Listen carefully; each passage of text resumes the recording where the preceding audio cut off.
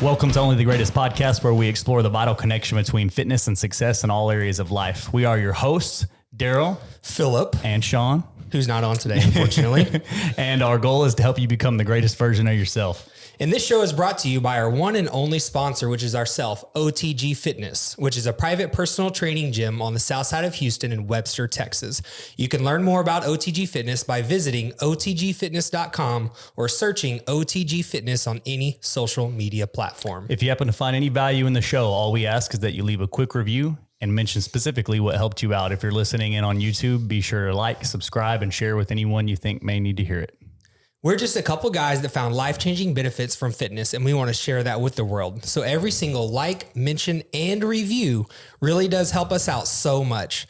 Help us grow this show and everything OTG is about by sharing with somebody today. And share it tomorrow and the next day. Always. Lots of shares. So listeners at home, as you can see, we just made our guests sit through a really awkward intro where they were just watching us intro the show. We have some very interesting guest that I actually just met. And I hope that I get all the things that we're going to try to give the public with this show. For sure. Our goal today is not only to learn ourselves, but to educate anyone listening. Sure. To this, Chris and Haley have a pretty cool story about how they started CVH Farms a few years ago. Mm-hmm. From what I read, and guys, correct me if I'm wrong, but this was not y'all's plan, but a few years ago, I guess, your dad, was it your dad? It was. Y'all want to go ahead and just... It got hurt, and basically Haley's dad got hurt, which then somebody had to step in and fill in, and the next thing you know, we're buying cows and selling beef. Yeah, pretty much. That sums it up. Yeah. You want to give a little better story to how you guys got started? But that was kind of my input. What were y'all kind of doing before? Look, I'll let you go ahead. Yeah, so we both work in corporate America, I guess you could say. Haley's a CPA and still works. We both still work. I'm an airline pilot. And anyways, we've always helped out on the ranch, participated when they work cattle and do different big projects up there. Family's had it for about 20 years. Yeah, about 20 years. Mm-hmm. Yeah. And a couple of years ago, her dad got kicked off a horse and broke his leg. And that pretty much went full stop for him on what he could do. So we just he was in and out of surgery. I think he had 6 surgeries. Oof. He was in one of those, they call it an external fixators, those metal rings around your leg. Oh, goodness. He was in one of those for a year. Oh. And he had basically been to that point. I mean, my dad's in his late 60s, but he did everything at the ranch. He took care of all the animals, all the property. I mean, everything. And Bo Bennett. That was his. Yeah, exactly. Yes, exactly. Yeah. And so when he got hurt, really everything did just kind of come to a full stop. And it was like, what are we going to do?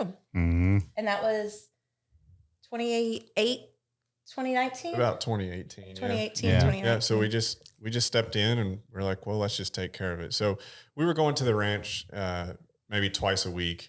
It's about an hour and a half drive from home. And we did that for a couple months. And where is the ranch at? It's in Woodville, Texas. Woodville, so okay. It's in East Texas. Most people don't know where that's at, but it's between Livingston and Jasper. Yep. So it's about an hour and 45 minutes northeast of Houston. Okay. But anyways, we're going back and forth. And one day we're kind of talking. I was like, if we're going to come up here all the time, like, why don't we have some cows that we're running on the ranch too? Mm-hmm. At least then we have a kind of a business and we're coming up here for our business too and taking care of his. And that's what we did. So went to the auction in Brenham and bought our first 6 producing mama cows. Yep. Our first 6 Brangus cows. Yeah. And now, you still have those, like how does that system work to getting, cause that was a few years ago, right? Obviously the cows get purchased by people, and whether they're whole cows or cuts. So the most important cows we have on the ranch are called cows. And so this is kind of ranching 101. So a cow is a female cow that produces a calf every year. And so, they'll produce maybe 10 to 12 years, sometimes a little bit longer. So they'll just live on the ranch. They produce a calf, and they'll breed with a bull every year and produce another calf the next year. The calves that they produce are the ones that we keep.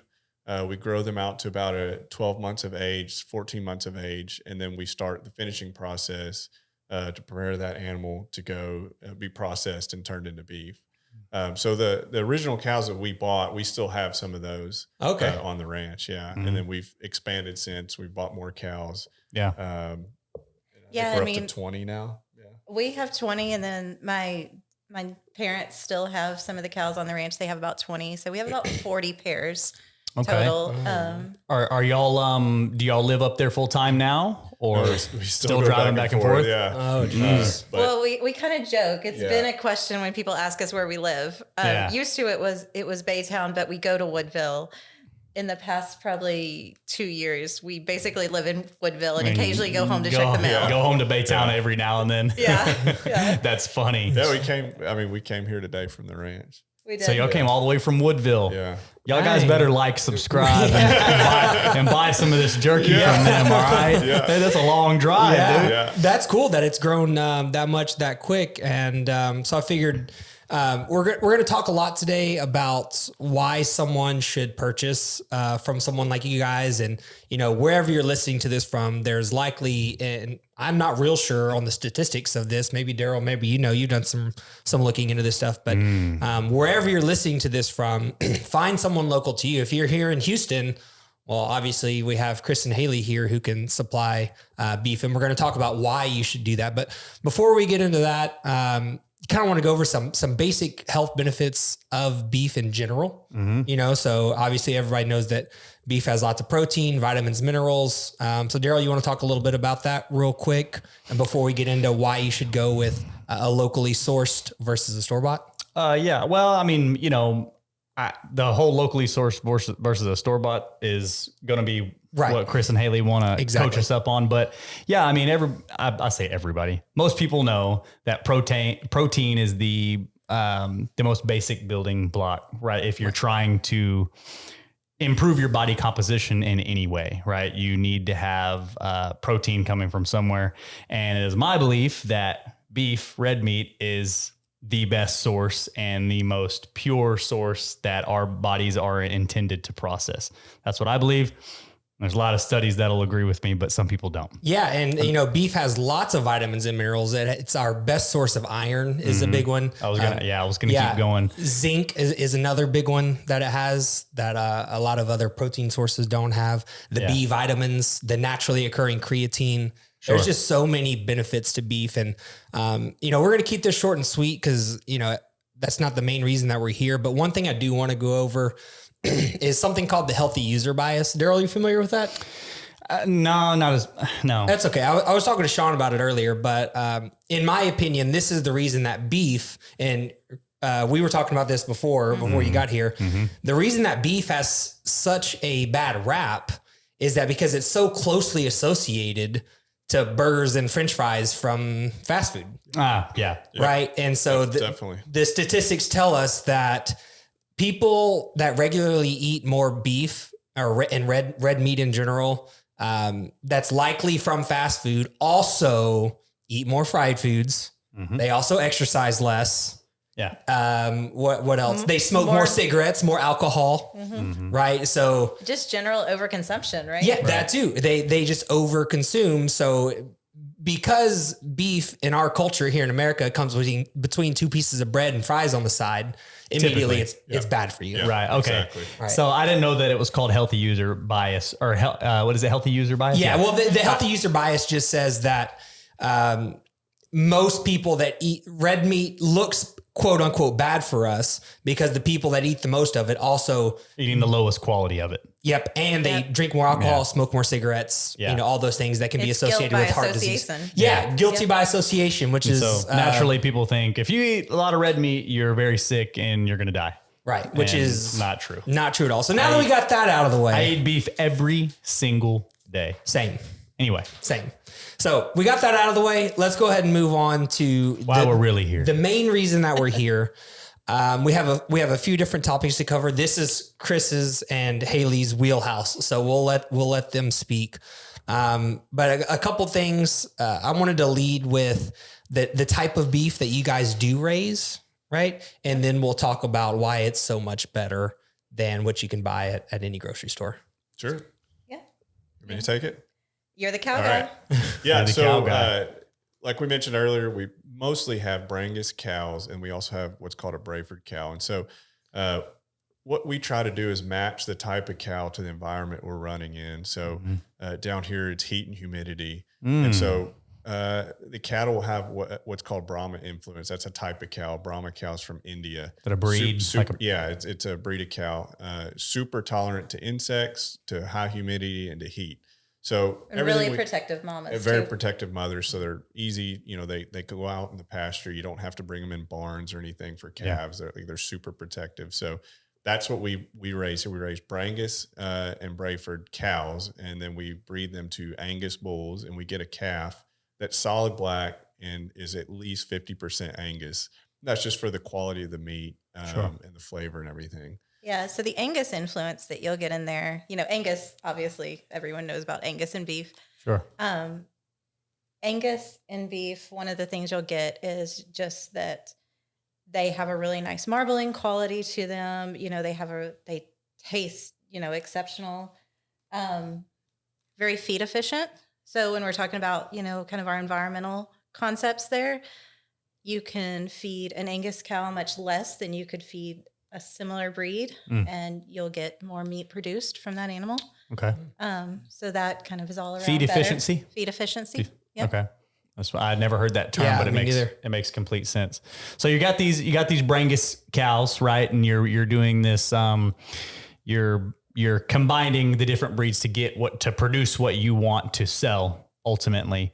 And these are typically Brangus, right? That we're selling to the consumer. Yep. So they'll vary. They'll have at least 50% Angus influence. Some will have more, because when you cross a 100% Angus bull with a Brangus cow, that's I think they're 5/8, 3/8. Yeah, so they're 5/8 Angus. So the resulting calf is probably at least 70% Angus. Yeah. And then the other calves that come out of our Brayford cows, they'll be 50% Angus, 25% Hereford, and 25% Brahma.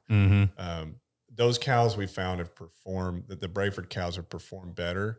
They produce a little bit bigger calf, and they handle our environment a little bit better than the Brangus. So that we acquired those later on after we started. Super cool. So, so let's compare real quick. We'll move on to the next bullet point here in a second. Compared to what you might buy off the shelf at HEB, which I'm imagining you probably have no idea. Yeah. Right. What type of cow, where it's from. 100%. So a couple things about that. In the United States, we don't have mandatory country of origin labeling on our beef. So you don't even know if it's from the United States. Probably not.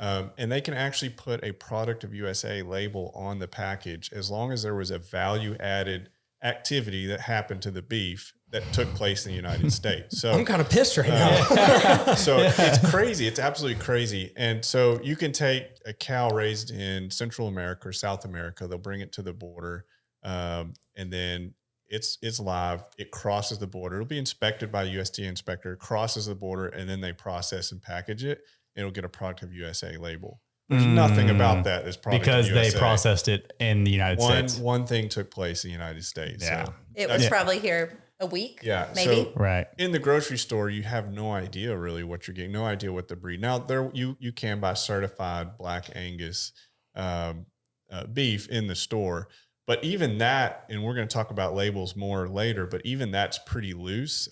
So a cow to qualify as certified Black Angus, it only has to be 100% black. So if its hair coat is 100% black, it qualifies for Black Angus. They count it as the meat. Yeah. So two ways it qualifies. At least it has to be from a sire dam that's Angus, or it's all black, and then it's considered Angus. A what? Wow. A sire dam. So either the bull has to be 100% Angus, or the cow that produced the calf has to be 100% Angus, and it qualifies as certified Black Angus, or it's just solid black. Or it's black. Yeah. So it really doesn't have to be Angus at all to get that. Get the black. Because there are breeds of cows out there that there's a breed called Corriente, and they can produce a black calf. And wow. It gets the certified Black Angus label. So I would say that number one reason why this matters, what they're breeding and what they're selling, for this section, is that you know exactly what you're getting. Exactly. Versus you walk in the HEB, Kroger. And I'm not hating on the grocery stores. Yeah. They probably don't know either, right? So they're just buying from a wholesaler or whoever and bringing it in and selling it to us. but you know exactly what you're getting and where it comes from. That's the main thing about buying from a local for sure facility like y'all's. And right along those lines is the ethics behind the way that they're raised, right? You know what you're getting, and then Daryl said it already, but where it comes from. Yep. You know, so I thought that it was cool the first time that, you know, I was looking for, I kind of got on this kick where I wanted to get some locally raised beef, and I ended up finding you guys, and in my opinion, talking to you guys about the way that the cows were treated and everything, I thought was really cool. So maybe we could talk for a few minutes about, you know, the lifestyle of these cows that you have, and maybe compared to the lifestyle of the ones that are coming from over the border and stuff like that. Let's talk about, you know, the difference in how they're raised on y'all's farm. Sure. So real quick, Chris, before we get started on this, Netflix will have you believe that anytime you buy beef from anywhere, it was horribly abused and you're a bad person for purchasing it. They'll have you believe that. And in some cases it may be true. And Chris is about to tell you about why it's not true for CVH and other similar. First I want to speak kind of on behalf of all ranchers. So people that run a ranch and produce calves that are going to be fed out and eventually go anywhere to be consumed, it's in their best interest to treat the animal well, right? Because if you treat the animal poorly, it performs poorly, maybe doesn't produce a calf, or the calf dies. Well, that's a loss to the rancher. Sure. So it's in the rancher's best interest to raise good animals and treat their animals well. Now, of course, there's always going to be outliers, right? Definitely. With anything. But where I think that kind of goes off track is when that animal is sold off the ranch and then is purchased by corporations who are not so much into producing quality more than they are making money. And that's where the animals end up in a feedlot with thousands of other cattle. Where it's just data driven. Yeah, it's just numbers. It's and just it's numbers. a good point. Yeah. It's cheapest and so we that's can get. where it deviates off path. And that's where the Netflix documentary comes in. But a lot of times the ranchers like us get a bad rap over that. And that's just not the case. It really is where once those cows leave the ranch. Yeah. So it's that step. Whenever you take that next step, y'all have it on CVH ranch or whatever ranch. Yeah. And then y'all sell it to the corporation that's going to process it. And then all of a sudden they treat it poorly. They have terrible conditions. And now CVH is bad guys because the cow was mistreated by who you sold it to. Exactly. Yeah. What you'll see when you kind of look at the ranches, not just in Texas, but across the United States, is they call them cow-calf operations. So cow-calf is typically your small ranches. Like they have a herd of mama cows. They're producing calves every year. Mm-hmm. Those calves are then going to auction. That's where they're purchased by these big corporations. Sure. I would say 70 to 80% of the buyers at these auctions are going to be your Tysons, your big producers. Yeah. And I don't even know where I was going with that, but these small ranch operations, I mean, they really are, like you said, they have the best interests of the cows. They're the people that they're out with these animals daily. I mean, we're out with our animals daily. And I'll just tell you a funny story that we haven't gotten there this year yet, but last year we had a drought and Chris was out in the field. He wanted to put sprinklers out for all the cows to play in because he thought they were too hot and he wanted, but I mean, we've hand raised a lot of these animals. I mean, let's get into that. So mother cow drops a baby at CVH ranch. Let's go from there. Yeah. So let's talk about its life a little bit. Yeah. So the calf will nurse on that cow for, depending on when it was born, 6 to 9 months. And then it will be weaned, and you'll see also on the Netflix documentary how horrible of a process that is. And it can be, but what we do is what's called fence line weaning. So we separate the two and there's just a fence in between them so they can see each other. And it significantly reduces the stress on both animals because it does induce some stress for them. But they see each other, the calf, it takes about a day or two. And then that's pretty much it. The mama cow leaves the calf and the calf starts eating hay and grass and feed. And we retain that calf until, so we feed it hay. Usually it's just about winter time at that point. So we feed it hay and we also plant ryegrass that they'll graze. we do that for a few more months. And when they're 12 to 16 months of age, they'll go into our finishing pasture. So traditionally, cow goes to a feedlot, which we've kind of touched on already, where they're confined in pens. They're fed twice a day. So they have to eat when they're fed. The conditions are usually pretty poor. It's usually just mud and dirt, manure, and that's what they're standing. There's really no grass, nowhere to lay down. No shade. Yeah, no shade. So, but in our case, we have a whole pasture set aside for this. So these animals go in this pasture. They start eating grain. They eat when they want. So we have bulk feeders that we feed out of. With the bulk feeder, they just go up to it when they're hungry. They eat, and then they go eat grass when they want. They go eat hay when they want. They go lay down when they want. We've got trees. They go swim in the pond when they want. They swim in the pond. Play in the sprinklers. Yeah, Play in the sprinklers. Yes. That project was a failure, by the way. They don't understand what a sprinkler is. It was the thought. Yeah, the thought counted. Yeah. But so, and then once they're finished, on feed, then we take them to the processor. So real quick, finished. Are we reaching a certain weight or a certain age? Is it to classify as finished? We call it a body condition. So we go out and look at the animal and say, okay, it's finished and ready. So what we're looking at is the brisket on the front, how full that is. We're looking at, shouldn't see any ribs, shouldn't see any bones. Animal should be nice and just kind of look like a well-fed cow. Yeah, like a well-fed cow. Looking at the tail head, just different things. And that's how we make that decision. Okay. So visual inspection. I like that. And it's typically at least absolute minimum of 60 days, but typically it's about 120 days.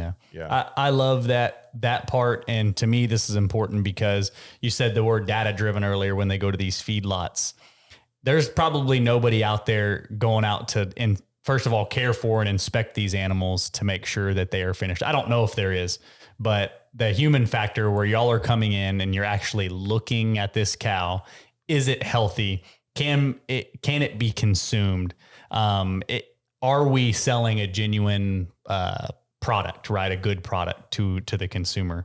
So if you're just, if their number's on a screen and you're feeding them through, I can't imagine they get the same, you definitely don't get the same quality, and I can imagine they don't get the same treatment either. Yeah. So they actually use a metric called death loss. Like they factor in that they're going to have so many cows in the feedlot are going to die. And part of that's because they don't know where they're coming from. They're coming from ranches all over, and they may come in and they're already sick. Who knows? But I mean, for us, we're so small, like one death would be a huge loss. Like that is super critical. Yeah. That you're factoring in death loss. Yeah, like we're not factoring in death loss. Like we cannot have this cow's got to live. Yeah, exactly. And as you're saying that, I'm kind of seeing like an interesting comparison so we do fitness, right? We do personal training. We help people lose weight, feel better, exercise, and you finish them. I like to say we start their life. Just mess with it. I just wanted to compare it. No, I'm sorry, y'all. Yeah. But what I was getting at is the treatment of every single one counts. And like a lot of times when people come talk to us at OTG, they're like, well, what's the difference between coming here and going down the road to Lifetime or LA Fitness or something like that? And it's literally exactly what you said. It's the person in front of us, and we care about them. They are everything to us. Like every single person matters. Like every single cow for you guys matters. Where, and a lot of like Tyson, for example, or whatever, or in our comparison, Lifetime Fitness or LA Fitness, they're just data on a screen. Yeah. But to us, they're a person with goals and dreams and a life that they want to live.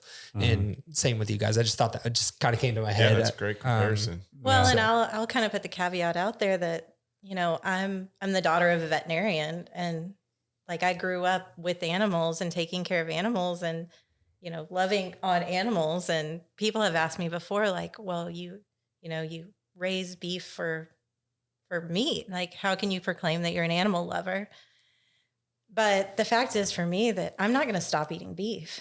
And I would much rather take the responsibility of knowing where my beef came from, like that I can be proud of like the way that it was raised, like that it was given the best life that it possibly could have had, before it was called like to feed our families.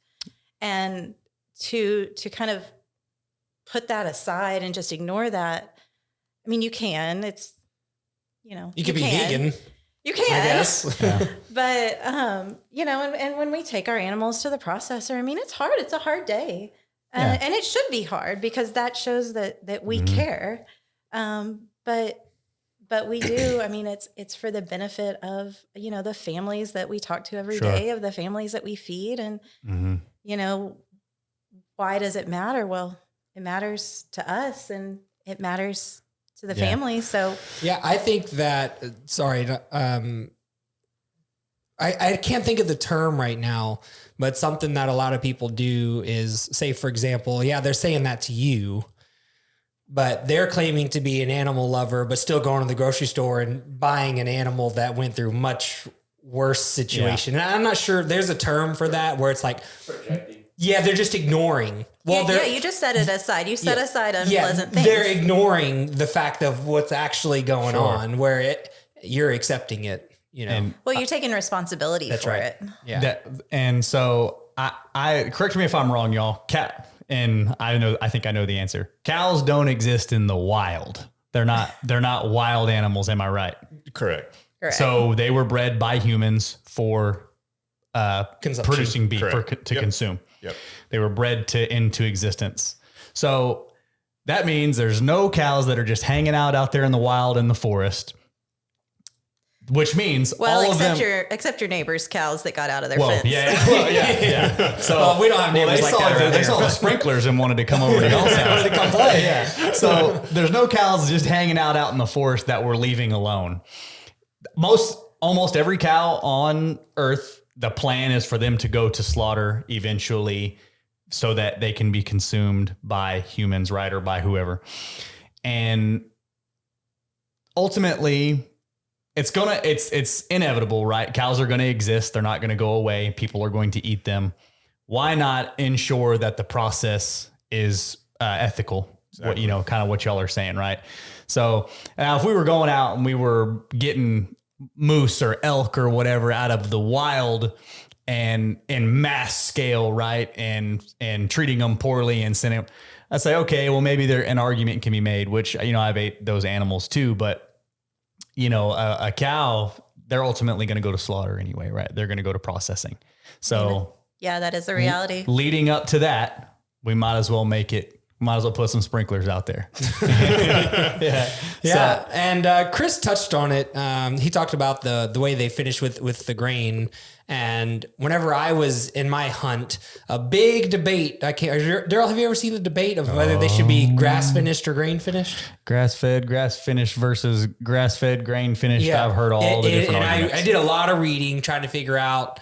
I eventually landed on the way that you guys do it because I thought that it was basically the way that CVH does it. And correct me if I'm wrong, is that when they go to the finishing lot that you mentioned earlier, they're still on grass. And they're still hanging out, playing in the water. Our finishing lot is what, a 10-acre pasture? Yeah. So it's very large for how many cows? 6. 6. Wow. Yeah. They got like 3 acres apiece. Yeah, apiece. Yeah. So they've got a pond. They got 2 acres apiece. They're just hanging out. They got plenty of room out there. They can eat grass if they want to, but they can also eat grain if they want. I would imagine they do both. They do. Yeah. They actually do a really good job. So when we first started, people said, "Oh, you can't do that because they're going to eat too much grain, or they're not going to eat any grain. They're only going to eat the grass." They balance themselves really, really well. Mm-hmm. A cow has to, it's a ruminant, it has to eat forage. It has to have fiber in its diet. Mm-hmm. Otherwise they get sick. They can't overeat grain, and they do surprisingly well just balancing themselves. So we slowly work them up on the grain. So we don't just send them out in the field like, oh, eat whatever you want, because it'd be like a kid and you pour out a bunch of candy on the table. Sure, yeah. Yeah, that's a good point. We slowly work them up. We use automatic feeders, and it has a timed release. And so we start them really, really low, and then we just slowly introduce more and more grain, and we turn them out, and they just eat when they want, and they go eat grass when they want. They hop in the pond right now a lot because it's hot out, so they get in the pond to cool off, and they just do their own thing. So that's really cool. So what are y'all's thoughts on the whole grass-fed, grain-finished, the argument of what's better, and why did you choose to do it the way that you do? Well, so I will say we have absolutely nothing against grass-fed, grass-finished. Sure. It's a great method of finishing cattle. And I'll say finishing because one of the things you'll find with grass-fed is that grass-fed, grass-finished is that, especially in our environment down here, it's really hard to correctly finish a cattle just on grass. Sure. If you're going over to Scotland where they have perfect weather and rain every day and lush, beautiful pastures, like you can finish on grass and you're probably going to be okay. But our environment down here it doesn't really suit 100% grass finished. Oh, I know. You should see my yard. And then I know, Phil, you had looked into some other benefits, right, of the grain research. The main benefit I found is I'm not a professional chef. All right, so let's just say that it's more. I don't think that's true. Thanks. This is my best friend. If you, we'll be the judge later. Very supportive. Yeah, but the main reason that I went this route, I don't know if it's a good reason or not, but it's my reason, right? Is in all my reading, things that are grass finished are extremely difficult to cook. The grain finished has a better marbling from I'm not a professional. You guys can correct me. It has better marbling. It's easier to cook. It's more forgiving. I read that in one comparison. They use it's more forgiving when you cook a grass finished steak. Like unless you're really monitoring the heat perfectly, you use the perfect amount of like tallow or butter.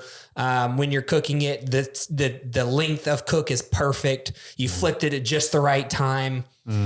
It's gonna be difficult to eat that steak. But in a grain finished steak, because of the marbling, it's a little more forgiving. You know, you don't have to cook it as perfect every time, and it tastes better. And I will say here, while we're sitting here, I've been ordering beef from you guys. I think I'm maybe at least a few months now. I think about a year. Yeah. Is it that long? So, yeah. Okay.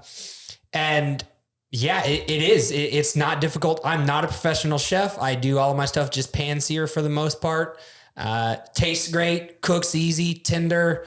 And I feel like if it was a grass finished product, I might not be getting the same result. Yeah. Well, finished is your key word there. Yeah. And that's where I think a lot of grass-fed, grass-finished operations struggle, is that you have to get to the finished part. Chris was talking earlier about you have to visually look at our cattle. You know, you make sure that they're ready. They're ready to be processed. So when you use grain, you know, you can get an animal there in, we take about 4 months, you know, assuming that they're old enough and they're ready to start on feed. When an animal's just on grass, that's going to take a lot longer just because of the nutrients they're getting in grass. It just takes longer to build up that animal, but they should still have, when you process them, they should still have, you know, the big brisket, you know, the tail head fat, all of those indicators. And a lot of the grass finished, they don't quite get them there. And that's why a grass finished steer can be just as marbled and tender as a grain finished one, but a lot of the operations just can't ever quite get them there. And so what you get, they get impatient. I mean, it's costly. It's very costly. I was going to say, you start getting, and I know we talked about money earlier, but you know, how long can you sustain feeding this cow without reaping without getting the money for your labor, right? How long can you go? Right. If you didn't get a paycheck at work for a year, you know, you'd be hurting, right? So what you get is these grass-fed cattle, grass-finished cattle that just really weren't ready to be processed. And you get these really lean cuts, and they're unforgiving. It's hard to cook. You know, they're typically smaller. They're not as thick. You know, not every grass-fed operation for sure. But, that is why, you know, you're exactly right. The grain finish, it gives great marbling. I mean, the taste of beef, for the most part, comes from that marbling. I mean, that's what people like. Why do you eat beef? It's delicious. Why is it delicious? It comes from the fat. It comes from the fat. I don't do nothing more than a little salt and a little butter. Yep. That's how I cook mine. And you shouldn't have to, right? Yeah, I mean, we've done the hard work for you. Yeah, it's perfect. You know? Yeah, as is. I love it. So let's move on to the next bullet point here. So we have no antibiotics or growth hormones. Let's talk a little bit about what y'all do or don't do and why that matters as well. Sure. So, because at the store, I imagine okay, go ahead. Yeah. So it can be. So we talked a minute ago about how you get off the path when corporations get involved and they're trying to feed out the animal and everything. So one of the things they do is they put a growth implant. It's a hormone implant in the cow. That increases. It goes into their ear. Yeah, it increases the rate at which they gain the finishing process, the rate at which they gain muscle and fat, and so it reduces the cost and it just saves them time. We don't do that because we don't want to eat beef that has had an unnatural hormone implanted in it. So Sure. That's a big deal to us, really big deal. Mm-hmm. And then the other thing is antibiotics. We talked briefly about the conditions in the feedlots, and one of the issues is that animals get sick because it's pretty poor conditions. So they proactively treat with antibiotics. So two ways: they'll inject them with antibiotics sometimes as soon as they show up at the feedlot. That's just to temper anything that cow might be bringing into the feedlot. And the second thing is they'll put it in the feed. There's several different products, but they put it in the feed to reduce the stress on their stomach because they're basically force feeding the animal. Sure. And they're feeding it a lot and only feeding it twice a day. So there's not a balanced kind of diet for the cow. So they just proactively put a antibiotic in the feed, which tempers the bacteria in the stomach. I was going to say you're manipulating gut bacteria. Exactly. That's exactly what they're doing. So for 120 days in some cases, or 90 days, however long they feed it out, they're intaking antibiotic every single day. And they try to, in the industry, they'll downplay a little bit what those are. One of the products called Bovatech and another's called Rumensin, and they'll kind of downplay what it is and they'll call it medicated feed. But when you go look it up and you look up that chemical in like the USDA database or the FDA database, it's labeled antibiotic. Yeah. So it is what it is. And that comes down to, one, it's not ethical to do, I would think, right? I don't consider that ethical. And even more importantly, it's not good for the humans that are then consuming, because make no mistake, we're eating that too, right? Yeah, if the cow's eating that or injected with that and it's being processed and then we're cooking it, we're still getting some of that. Yeah. And so we don't have a reason to use the antibiotics, right? Because we're not confining animals. We're not bringing in animals. There's not from thousands outside. of them. Yeah. And so we don't have a reason for it. Now, that's not to say we don't have to use an antibiotic, right? Because ultimately every now and then something happens. They'll step on a rock or a thorn. They get a little infection in their hoof and, we have to treat them. But what we do when we treat them that way, when we do treat it with an antibiotic, they get pulled from our beef program. We don't sell that calf to a customer. Mm-hmm. Yeah. Very nice. Yeah. So will it become a producing a cow, or if it's a female, and if it's not, then we will take it to the auction and sell. Yeah, and sell it. But yeah, so antibiotics never make it to y'all's. When you buy our beef, it has never had an antibiotic ever. Love it. Wow, that's crazy. Earlier you said, and you said it again, they do it as a preventative tool, whether they need it or not. Yeah. So I just thought that was really interesting. They're just kind of giving the antibiotic, whether the cow needs it at the time or not, like, just in case, just in case. Yeah. But in what you just said, we're trying to minimize their loss, which I understand that too, but it's still not data. Right. Yeah. And from what you're saying, the complete opposite. If an accident happens and I just so happen to have to give it, I will, but I'm still not going to sell it to a consumer. Exactly. Yeah. We're not going to let the animal suffer out there, limping around because it's got an infected hoof. Yeah. We're going to treat it, but then we're not going to sell it. Wow. Sure. Love it. Okay. So that should tell you everything. I thought that covers everything. I thought we were going to talk about that for a while, but I like where we're at, kind of explain, because I don't think people understand. I didn't know that they had an implant for the growth hormone, which along with the antibiotics that you're consuming, that hormone imbalance in that cow is now, whatever they're adding to that cow is likely getting added to you. Yeah, it's coming to you. Yeah, absolutely. Yeah. And you are what you eat, literally. And so that's wonderful. I love that. Sustainability.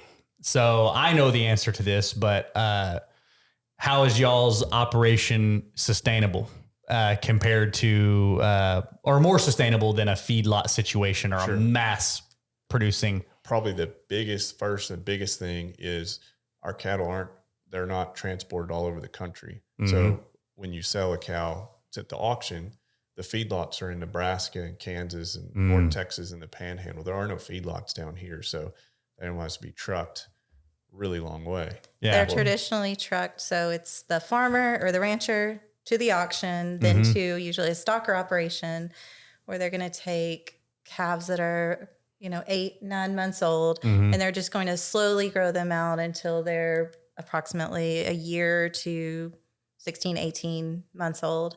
Then they're going to truck them again to an actual feed finishing lot that, who knows how far away that is. And then once they finish, then they'll truck them again to a processor, and then from the processor again to the grocery store, and then again to your home. So how long does that take? Do you know? Do you know the standard? It's fast because so they'll be processed at anywhere from probably 16 to 20 months of age for a grain finished cow. And when they're ready, they immediately go to the processing plant.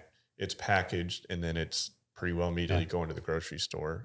Super cool. Yeah. So one of the differences, in the grocery store, you're buying it's just refrigerated beef. Ours is vacuum sealed and frozen.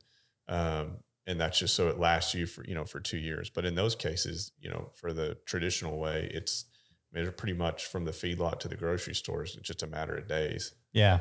So we take out all that transport. Yeah. So Right. any of that carbon footprint that would kind of associate those trucking costs is basically gone for us. Yeah. Yeah. The cattle are born, raised on our ranch. Literally the first time they leave our ranch is to go to the processor. And then from the processor, they go straight to the you. home. I love that. So all the consumables that are consumed with the transport and the moving of these animals is eliminated. That's number one bullet point, I would think, on sustainability. And you said something earlier that I feel like goes here as well. Y'all do not have so many cattle at one time that are going to just destroy. I mean, you got 6 cows on a 10-acre lot, right? Exactly. That's correct. So these cows what they're doing is actually not only good for them, but probably good for the land as well, right? Well, and For the soil. Exactly. So one of the things we do, we have approximately 300 acres that we said we run about 40 pairs plus another probably 30, calves that that are in our beef program. So if you kind of do the math on that, I mean, that's pretty good. Yeah. These guys got more acreage than me. And that ain't no lie. These cows do. So one of the things we do for the land is we employ rotational grazing. So we have pastures, that are divided into different sizes, and we move the cows in between different pastures. What that allows us to do is basically they're in a pasture, they graze, eat the grass down, and we never let them eat the grass down completely to where we're now harming, the grass and the environment. We move them into a new field that's got nice fresh grass for them, healthy. And we continue to rotate them around. That way fields have time to rest, regrow, regenerate. And that whole process kind of continues on the ranch. And I would imagine the manure probably fertilizes pretty well. Yeah. As they're in there, they're not only eating, but they're going to the restroom as well. And then that goes into the soil, turns over, gives you continuous grass that keeps coming back up, and you can rotate these cows out. So that was, I kind of wanted to touch on that. Is there any other sustainability stuff y'all want to really hit on? Well, that goes into kind of the closed cycle. Do you want to? Yeah. So, beef gets a really bad rap sometimes with the environment. You'll see people talk like, livestock and animal production's like the number 2 contributor to climate change behind transportation. Regardless how you feel about that, what they don't tell you is that cattle and livestock is closed cycle. So yes, cattle emit methane and they emit carbon, which becomes carbon dioxide, but we're not pulling it out of the ground. It's not a net add to the atmosphere, right? Because as we rotationally graze that grass, the cow eats it down, the grass regrows. When it regrows, it's absorbing carbon dioxide and putting it back into the ground. And then the cow comes back and eats that again. We're producing beef from that, and it emits the methane, carbon dioxide, and then it regrows the grass. It's just a little cycle that's going on. Of course, there are some inputs with transportation, but to compare it to driving a car where or flying an airplane, oil out of the ground and then burn it and it goes in the atmosphere, like it's not comparable. It's a net ad, right? And the cow is not a net ad. Planting a tree every time you drive your car. Yeah, exactly. So they don't tell you that though. We were at a conference actually last week and went to a seminar on this. We love to go up to Texas A&M. They have great agri-life resources for ranchers. And so we spend a lot of time doing education up there. And I think they said that the methane and the carbon dioxide that comes from cattle in that closed cycle is fully pulled out and regenerated into the soil. And I think it was 7 to 12 years, like, is a maximum. Whereas if you're thinking about carbon dioxide from, like the transportation, I mean, what, hundreds? Yeah. If ever? If ever. Yeah. If I was going to say if ever. So I feel like that's all we need. I mean, sustainability. Oh, yeah. I mean, it's almost, in Chris's explanation there, it's almost comical that this reference is made. And let's not forget, so he mentioned transportation. Okay, the transportation, the carbon footprint that we're talking about, are you including? So they're like, oh, the cattle farming is so bad, but hold on, the carbon footprint of transporting that cow 7 times before it makes it to somebody's table versus once. Sure. With y'all, right? So, well, and that's going to be the same for buy local, please. Because that's going to be the same across anything you can get close to home, that naturally grows. Any agriculture, any food product that is being transported, we're buying corn from China, right? Think about the emissions that are coming from them producing it and then shipping it over here, and it sits at the port, and then they're spraying it with whatever it is. And then, it gets transported 4 times, and then you buy it at the grocery store. Sure. And that, I don't think it's fair. It's almost comical. Yeah. Well, and people want information now, right? Wouldn't you much rather, come and talk to us and just ask us directly, hey, you're selling this beef. Tell us about it. What is it? Sure. And you don't get that opportunity when you're buying, from a big commercial store. I can't walk up and talk to the people that are raising them, right? For sure. Something like just to, again, we do health and fitness, right? That's what we do. And I want people to care more about what they put in their body. Cause like something that I always tell people at the gym, sounds really corny, but they come in and they work out and they don't perform very well. Right. So I always have to remind them, what you put in your body is what you get out of it. Sure. Exactly. Right. So just being able to, once again, as we're kind of wrapping up here, we got one more little thing to talk about, but we got 2 more. 2 more.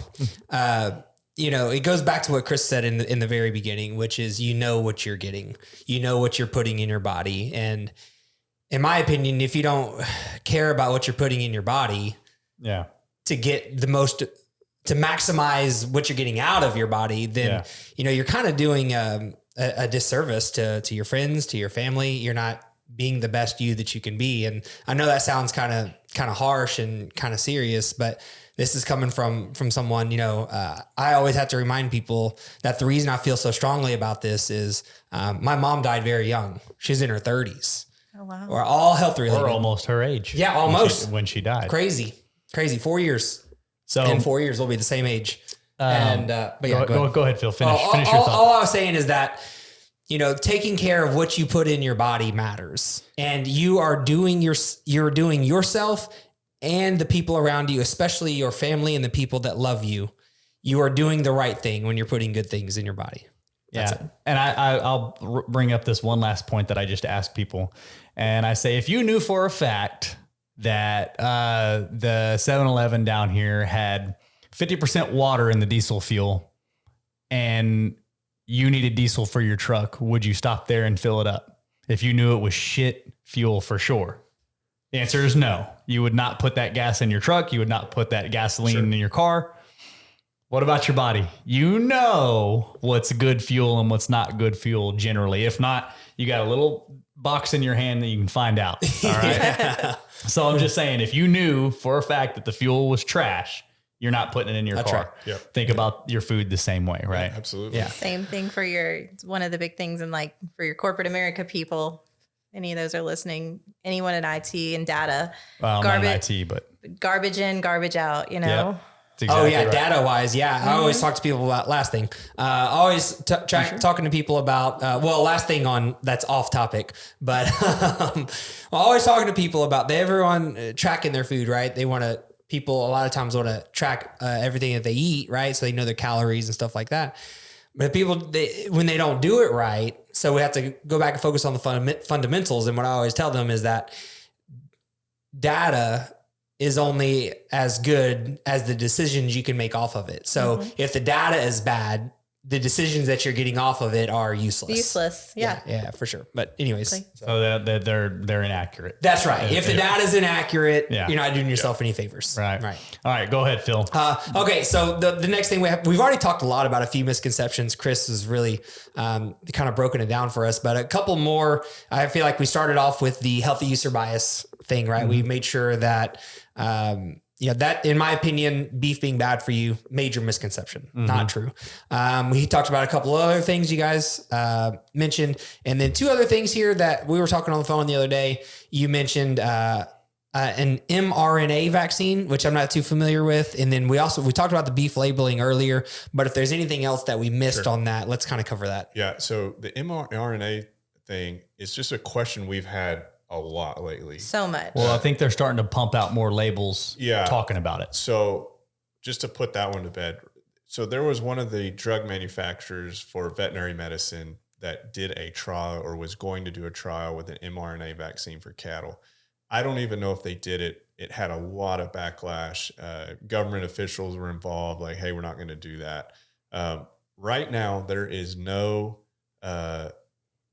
approved mRNA vaccine that you can use in a cow. Like, you can't get it. Like, I can't order it. I can't go to the vet and say, hey, I want to get an mRNA vaccine to put in my cow. It doesn't exist. Like, you can't buy it. It's not there. So what I'm hearing is this label that tells me no mRNA vaccine is true for every single piece of beef that I'm going to go buy. That Correct. is correct.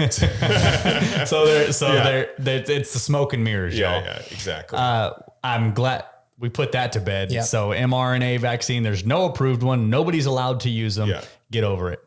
All right. Next one. I want to bring up this real quick, and I don't know anything about this. I think you see it mostly in dairy products, and I don't think y'all deal in dairy. They say RBST, no RBST. Do y'all know anything about that? I sure don't. Okay. Well, it's more of a dairy thing. And I believe that, I think it's RBST. There's an acronym. I believe that it's a similar situation where nobody's even allowed to use that, but they put it on all the milk jugs, right? Yeah. It looks exciting, right? Yeah. You're Right, like, exactly. Yeah. And that's to me, even if it doesn't really matter. So technically when they say no vaccines, that's true, but it may not be a lie, but just because they tried to trick me, I'm automatically. It's a little fear mongering, isn't it? It's like preying into people's insecurities. Well, it's like you're trying to trick me. What else are you? What else Oh, they're definitely tricking you. It's kind of like saying peanut butter is a good protein source. Peanut butter is a good fat source. Okay, don't debate me on this. And I love peanut butter. Yeah, same. I'm just saying they put a good source of protein on the front. Yeah, they do. It's not true. All right, next one. We talked about labeling a little bit. Any other highlights y'all want to talk about? So mRNA vaccine is bogus, right? Or you can't use it. Yeah. What else? What's next? A couple big ones, and I'll be quick. So grass fed. So you'll see that all the time on a label. Sure. See it every day. Every cow is grass fed. Every single cow that ends up in the grocery store is grass fed. At some point. At some point, it's grass fed. Okay. So they can apply that label as long as it was grass fed at some point. Right. If you're looking for that specifically, it needs to say 100% grass fed and grass finished.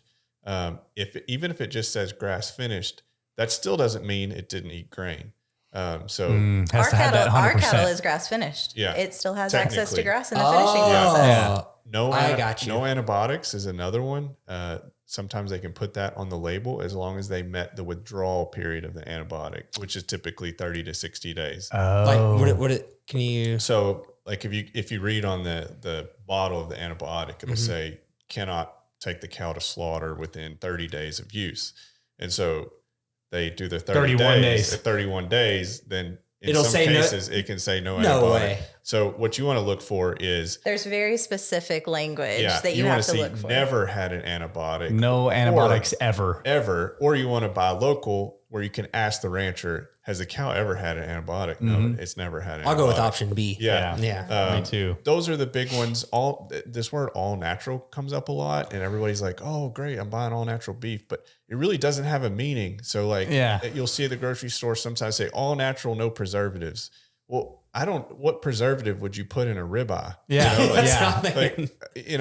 But so just, you have to be careful with that. Like you have to read the fine print. It'll say all natural, no preservatives. Like, okay. Yeah. Well, All natural says that there is beef in that package. Yeah. That's all it tells you. Yeah. It doesn't Naturally tell you occurring the quality. beef. Beef I'm trying to occurs think on of a this way that planet. beef could not be natural. Maybe it's like a Yeah. robot or lab something. grown. Yeah. Oh, don't get into lab grown. We're not here for that. But That would be not natural. I guess we could have talked about that. Those are the really, really big ones. But you want to see no added hormones, no antibiotic use ever.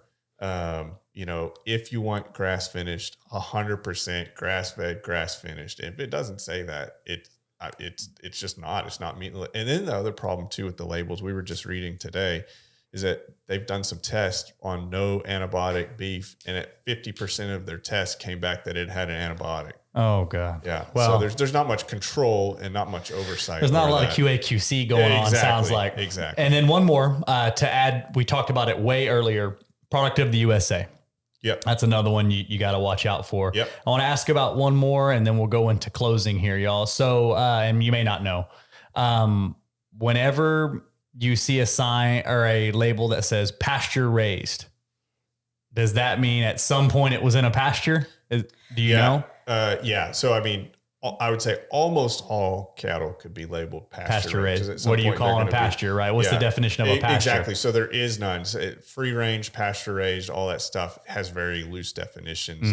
USDA is actually cracking down on that now, and they're coming up with some guidelines of what they have to do to meet that standard. Right. But yeah, no, that's a good point. I mean, what you define as a pasture may not be what we define as a pasture. We just described it as 10 acres with a pond and trees and sprinklers. Sprinklers, But the neighbor may think pasture is a quarter acre. It's a big pasture. Yeah. So it's kind of loose in some of those definitions. Up to interpretation. Yeah, exactly. I do not like that.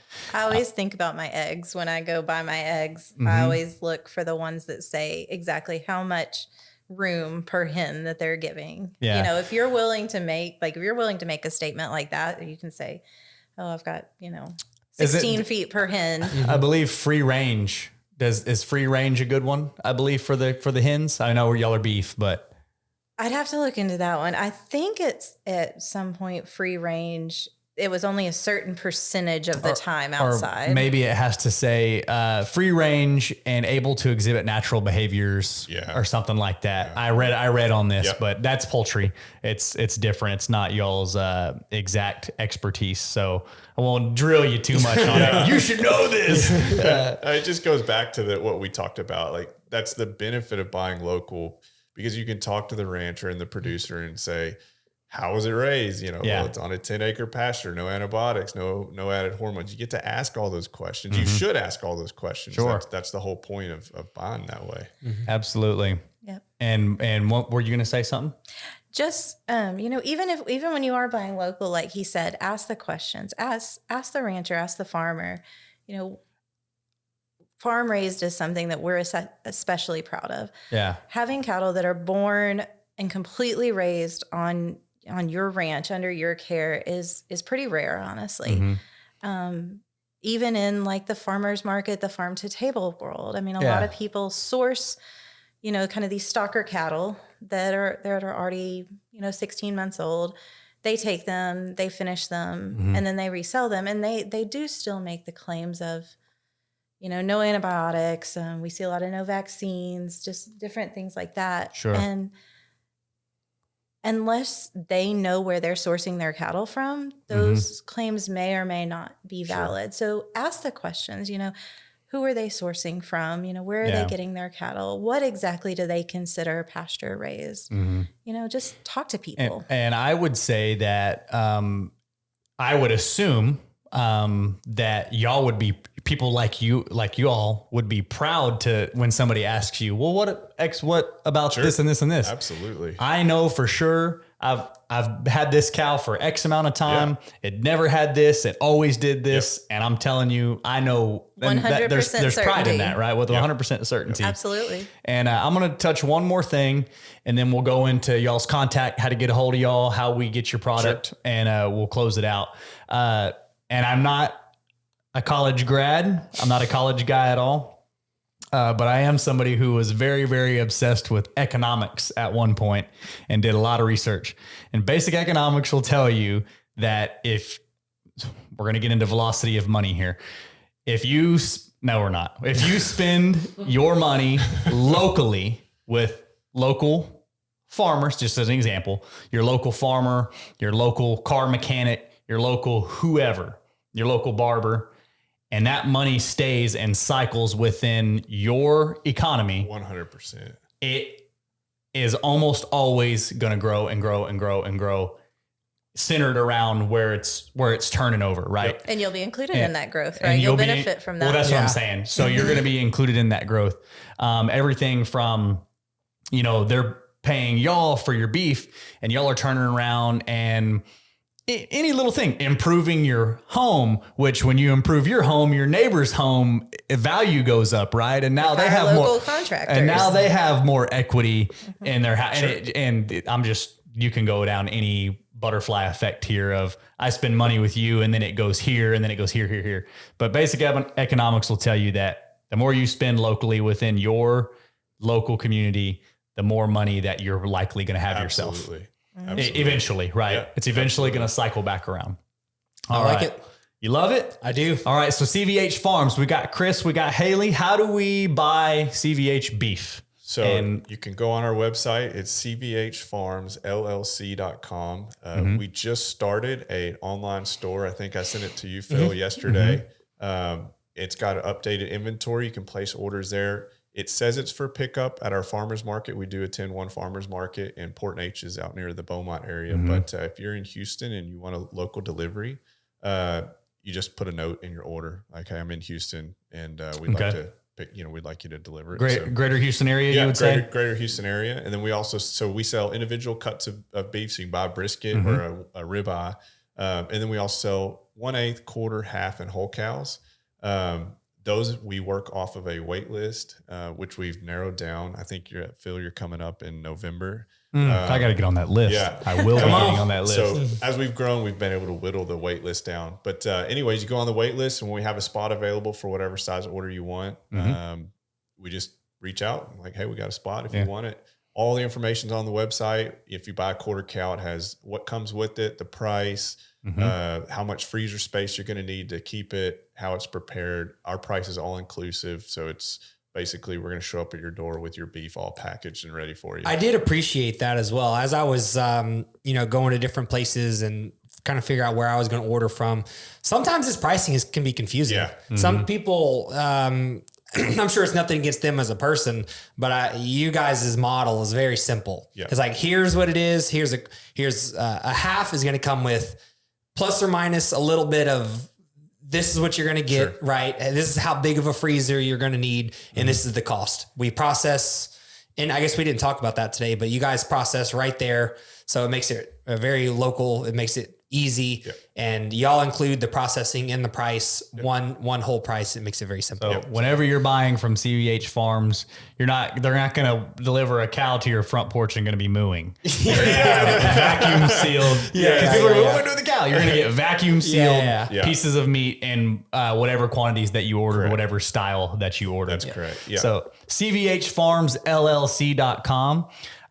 Do you have a email contact or anything if they want to ask questions? Yep. It's cvhfarmsllc@gmail.com. So CVH Farms LLC. You can find us also on Facebook and Instagram. That was my next question. Yeah, you'll see we're going through a drought right now. So you'll see a lot of our struggles, I think, with the drought. But follow us. You'll see we love to post things about the cows and the farm and the things we're doing up there. So super cool. Is it at CVH Farms or is the LLC on there as well? If the LLC's, I think, on it, And it's important that you include the LLC because there is a marijuana farm in California called CVH Farms. And so if you don't include the LLC, you may be buying a different product. Well, I think you're gonna figure that out when you're picking your quantity. It shows up and you're like, wait a minute. Man, so guys, this has been this is exactly what I wanted it to be.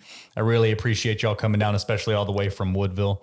I admire you both for taking on the tasks that you're taking on while working full-time jobs, and the fact that it started as helping, right? You're helping your family. And then now it's turned into this great thing that's really improving the community around you. And, so I just want to acknowledge that and thank y'all for coming down. Anything else y'all want to add? Anything else you want to say? Nope. We just really appreciate you having us today. Absolutely, Yeah, man. Sure. This is our first podcast ever. So First podcast ever. But it was great. Awesome. Man. I hope you liked it. Man, And we- it feels like we're always learning something new about this as well. It's so great sitting down. I can't miss these shows because I'm so curious about what everybody's doing, and why it matters and spreading the word. Right. And we're not the biggest, most popular podcast of all time, but if we're helping one person, well, after CVH Farms episode, but if we can help one person, that's good enough. Right. Yep. If it gets one person to buy from y'all, if it gets one person to train with Phil, if it gets one person to hire Sean as a videographer, then it's worth it. Right. Right. I think you asked us earlier, like, why does what we do matter? And it's the same concept. Like, if we can feed one family, make someone else's family better because of what we're doing, it's worth it.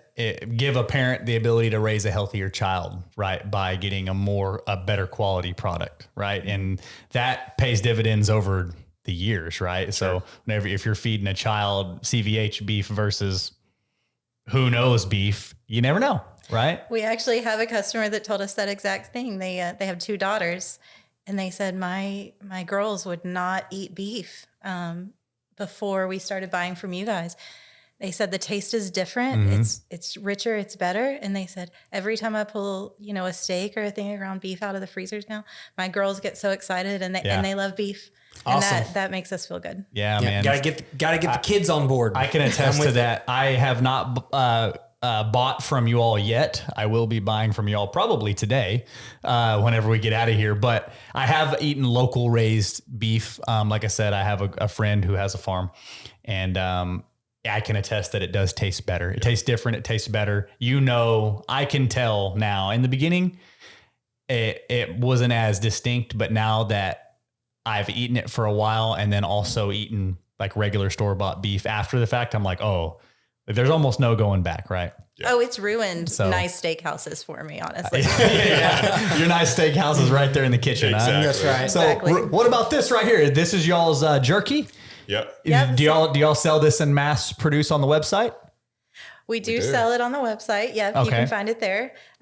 Again, from our cattle. It's a little bit spicy, not too much. So y'all, jerky lovers, beef lovers, people who want to contribute to the local economy, people who like Chris and Haley, people who think cows are cute and should live a good life with sprinklers, buy from CVHFarmsLLC.com. And I'm going to go ahead and close this out. Sean, you ready to take us out? You good, Haley? We're good. You good, I'm Chris? good. But thank you all again for coming down. Papa Phil? All good. All right, Thank y'all. y'all. Perfect. Thank you. I love it. Are you eating jerky? Hold on a minute. The whole time. I love it, man.